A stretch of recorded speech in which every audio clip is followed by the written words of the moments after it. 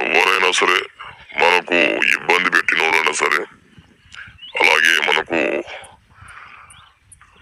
ఏ వ్యవహారంలో అయినా సరే, ఎలాంటి విషయాల్లో అయినా సరే, మనకు క్షీణంగా మనకు ఇబ్బంది పెట్టిన వాళ్ళైనా సరే, వాళ్ళ మనకు పూర్తిగా నాశనం అవ్వాలని చెప్పేసి అంటున్నారు.